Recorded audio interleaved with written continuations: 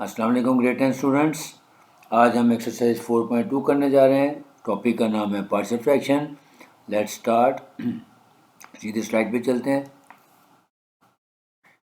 Exercise 4.2।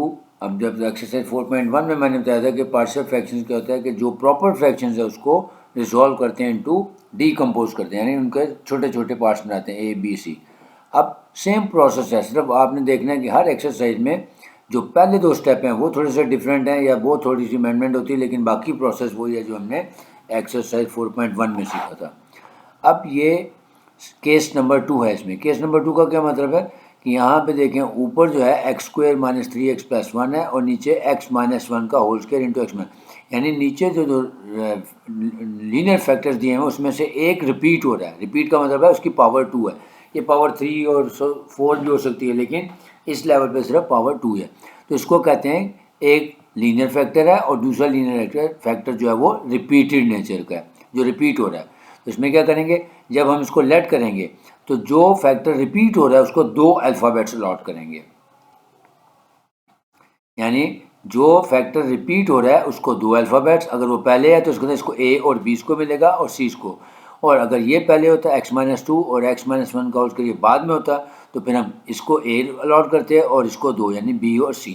लेकिन क्योंकि यहाँ पे रिपीटेड फैक्टर जब वो पहले है, जैसा इसको A और B अलॉट करेंगे और इसको C, तो इसको लिखेंगे A/x - 1 और प्लस B/x - 1 का होल स्क्वायर। ये देखें, जब भी ऐसा हो कि नीचे जो लीनियर फैक्टर है उसमें एक रिपीटेड फैक्टर हो और एक लीनियर फैक्टर हो, तो जो रिपीट हो रहा है उसको 2 अल्फ़ाबेट्स A/x - 1 प्लस B/x - 1 का होल स्क्वायर। अगर ये फिर रिपीट हो रहा था तो फिर लिखते C/x - 1 का होल क्यूब। लेकिन 10th में ये रिपीटेड यानी पावर 2 तक ही रहेगा और इसको C दे देंगे। अब आगे प्रोसेस वही है, multiplying both sides by the denominator, यानी प्रोडक्ट ऑफ डिनोमिनेटर। तो लिखेंगे multiplying both sides by x - 1 का होल स्क्वायर इंटू x - 2। अब यहाँ पे आपने एक और चीज़ और गौर से देखनी है, क्योंकि जो पहली एक्सरसाइज थी उसमें सिर्फ 2 ही फैक्टर होते A और B, तो हम उसको क्रॉस प्रोडक्ट कर लेते थे। अब यहाँ पे हम क्या करेंगे, क्योंकि हमारे पास 3 अल्फ़ाबेट्स हैं A, B एंड C, तो हम ये देखेंगे कि जब हम A से इसको मल्टीप्लाई करेंगे तो देखें x - 1 इधर है और इधर x - 1 का होल स्क्वायर है। इसका मतलब है जो पावर रिपीट हो रहा है इसमें से x - 1 भी आ जाएगा और x - 2 भी आ जाएगा, क्योंकि यहाँ पे एक पावर है और यहाँ पे पावर 2 है। तो जब हम इसको मल्टीप्लाई करेंगे एक कैंसिल हो जाएगा, एक बच जाएगा। तो आसानी के लिए आपने याद रख लेना है कि जो रिपीट हो रहा है अगर वो अकेला आ रहा है इसमें, जैसे x - 1 रिपीट है ना, यहाँ पे x - 1 का होल स्क्वायर, यहाँ पे एक x - 1 है, तो इसका मतलब है जब हम a से इसको मल्टीप्लाई करेंगे तो एक x - 1 बच जाएगा और साथ x - 2 भी आ जाएगा, क्योंकि जब हम यहाँ पे इसको मल्टीप्लाई करेंगे ये पावर 2 है, एक कैंसिल हो जाएगी। सिमिलरली जब b को मल्टीप्लाई करेंगे तो देखें x - 1 होल स्क्वायर, ये कैंसिल हो जाएगा इसके साथ जब मल्टीप्लाई करेंगे, तो यानी b के साथ x - 2 आ जाएगा और c के साथ अगेन x - 2 यहाँ से कैंसिल हो जाएगा और c के साथ ये आ जाएगा। इसका मतलब है जो सिंगल वाला है उसमें ये दोनों फैक्टर आ जाएंगे, x - 1 भी और x - 2 भी, और ये जो b है इसमें इसको यहाँ पे आप क्रॉस प्रोडक्ट कर सकते हैं, b को x - 2 से और c को x - 1 का होल स्क्वायर से, क्योंकि जो चीज़ कॉमन है दोनों में वो हम कैंसिल कर देते हैं। ठीक है, तो अब ये देखें आ जाएगा a into x - 1 into x - 2, यानी इन दोनों का प्रोडक्ट आ जाएगा x - 1 और x - 2 का। और यहाँ पे क्योंकि x - 1 का होल स्क्वायर x - 2 दोनों कैंसिल हो जाएंगे, तो इधर आ जाएगा लेफ्ट हैंड साइड पे x² - 3x + 1, तो a के साथ आ जाएगा x - 1 और इंटू x - 2, b के साथ क्या आ जाएगा x - 2 और c के साथ क्या आ जाएगा x - 1 का होल स्क्वायर। अब उसके बाद वही तरीका कि लीनियर फैक्टर x - 1 को पहले 0 पुट करें, पुट x - 1 = 0, सो x = 1। अब इसको इक्वेशन नंबर 1 में जब पुट करेंगे तो देखें ये 0 हो जाएगा, इसमें भी नहीं पुट करेंगे। इसी तरह यहाँ पे सी जब वैल्यू पुट करेंगे तो ये भी 0 हो जाएगा। तो जिस चीज़ में वैल्यू पुट करने से 0 हो जाए उसमें वैल्यू पुट नहीं करनी, लिहाजा हम सिर्फ b वाले में पुट करेंगे।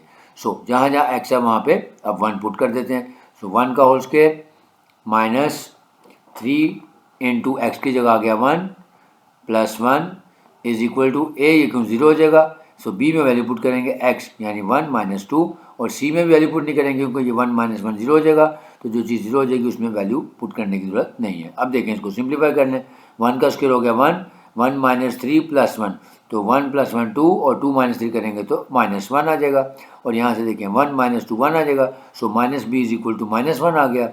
Hence b is equal to 1, क्योंकि ये माइनस माइनस से कैंसिल हो जाएगा। तो पहले हमारा एक फैक्टर आ गया, अब दूसरा फैक्टर निकालेंगे। अब दूसरा हमारा क्या है, x माइनस 2, इसको इक्वल टू 0 पुट कर लेंगे। So put x minus 2 is equal to 0, यहाँ से x की वैल्यू 2 आ जाएगी। अब यहाँ पे देखें ये वाला 0 हो जाएगा, क्योंकि जब इसमें वैल्यू 2 आएगी तो 2 माइनस 2 0, और 0 से जब मल्टीप्लाई करेंगे तो सारा 0 हो जाएगा। सिमिलरली इसमें भी जब 2 पुट करेंगे तो ये 2 माइनस 2 0, तो b भी 0 हो जाएगा। जैसा अब c वाले फैक्टर में वैल्यू पुट करेंगे तो जहाँ पे x आ रहा है वहाँ पे 2, सो 2 का whole square minus 3 into 2 plus 1, और यहाँ पे c इंटू 2 माइनस 1 का होल स्क्वायर आ जाएगा। अब इसको सिंप्लीफाई करें, 2 का स्क्वायर होता है 4, 4 माइनस 6 प्लस 1 यानी 5, माइनस 6 यानी माइनस 1 आ जाएगा। So minus 1 is equal to C, तो ये माइनस इधर आ जाएगा, इसको सीधा करके लिख लें। सो सी इज इक्वल टू माइनस 1। यहाँ तक तो प्रोसेस वही था जो हमने 4.1 में सीखा। लेकिन अब हमारे पास सिर्फ 2 लीनियर फैक्टर्स थे, x माइनस 1 और x माइनस 2। तीसरे के लिए अब हम क्या करेंगे, इस इक्वेशन नंबर 1 को एक्सपेंड कर देंगे। तो लिखेंगे एक्सपेंडिंग इक्वेशन नंबर 1, यानी एक्सपेंड करने का क्या मतलब है, इसको आपस में इनका प्रोडक्ट लेके खोल देंगे। यानी लेफ्ट हैंड साइड तो ऐसे ही आ जाएगा x square minus 3x plus 1। अब राइट हैंड साइड पे देखें, ए बाहर रखेंगे ऐसे ही, और वही जो आपको असूल सिखाया कि एक्स को एक्स से मल्टीप्लाई करें, इन कॉन्स्टेंट्स को ऐड करके उसके साथ एक्स लगा दें और फिर इन दोनों का प्रोडक्ट ले लें। सो देखें एक्स को एक्स से मल्टीप्लाई किया एक्स स्क्वायर, माइनस 1 और माइनस 2 को ऐड किया तो माइनस 3 और उसके साथ एक्स लगा दिया, फिर माइनस 1 और माइनस 2 का प्रोडक्ट लिया तो ये आ गया प्लस 2। सिमिलरली यहाँ पे भी ऐसे ही करेंगे। ये देखें पहले लीनियर फैक्टर है तो बी एक्स इसको बी से आप एक्स और माइनस 2 को दोनों से मल्टीप्लाई कर सकते हैं, यहाँ पे भी कर सकते हैं, नेक्स्ट स्टेप में भी कर सकते हैं। और यहाँ पे देखें एक्स माइनस 1 का होल स्क्वायर, ये फार्मूला एक्सपेंड करना है जो आपको तरीका सिखाया कि एक्स का स्क्वायर प्लस 1 का स्क्वायर फिर माइनस इन दोनों का प्रोडक्ट लेके 2 से मल्टीप्लाई कर दें, यानी 2 1 जा 2x। अब हम इनको ब्रैकेट्स को ओपन कर देंगे।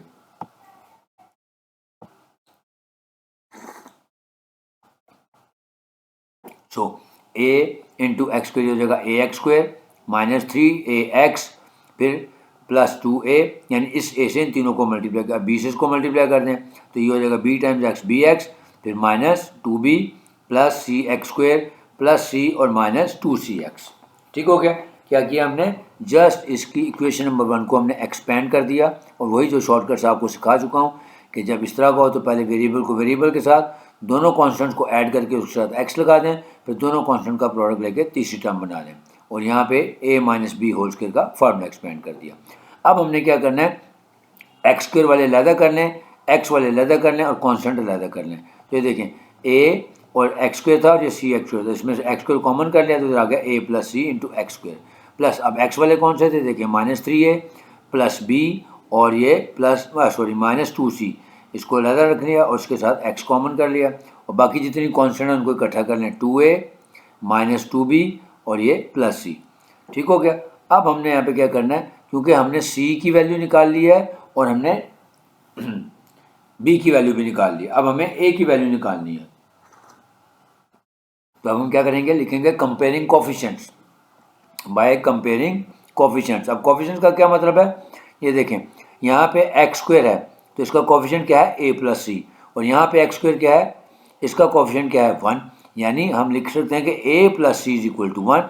इसी तरह अगर हम x के कोफिशिएंट को कंपेयर करें तो लिखेंगे minus 3a plus b minus 2c is equal to minus 3, क्योंकि यहाँ पे x का कोफिशिएंट ये था और यहाँ पे x का कोफिशिएंट माइनस 3 था। इसी तरह अगर हम कॉन्स्टेंट्स को करना चाहें कंपेयर तो 2a minus 2b plus c is equal to 1 करके भी निकाल सकते हैं। तो जो सबसे छोटी इक्वेशन हमेशा वो यूज़ करनी चाहिए। तो हम लिखेंगे comparing coefficients of x square, तो यहाँ पे एक्स स्क्वायर का कोफिशिएंट है a प्लस सी और यहाँ पे एक्स स्क्वायर का कोफिशिएंट है 1, तो लिखेंगे a plus c is equal to 1। So अब यहाँ पे देखें हमने c की वैल्यू पहले ऊपर निकाली है, वो वैल्यू यहाँ पुट कर देंगे। सो a प्लस सी की वैल्यू लिखी हुई थी minus 1, so a plus into minus 1 is equal to 1। अब ये माइनस 1 जब उधर चला जाएगा तो ये हो जाएगा a is equal to 1 plus 1 और विच इज इक्वल टू 2। अब हमारी तीनों वैल्यूज आ गई, a b और c तीनों निकल आई। अब हम अपना आंसर लिख देंगे, hence x square minus 3x plus 1 over x minus 1 का whole square into x minus 2 is equal to 2 over x minus 1, क्योंकि ये a की वैल्यू आई है, और फिर प्लस b यानी 1 ओवर एक्स माइनस 1 का होल स्क्वायर प्लस c यानी माइनस 1 ओवर एक्स माइनस 2। तो अब यहाँ पे आप चाहें तो ये प्लस माइनस माइनस करके यहाँ पे माइनस भी लिख सकते हैं। ठीक है। Next question number 2।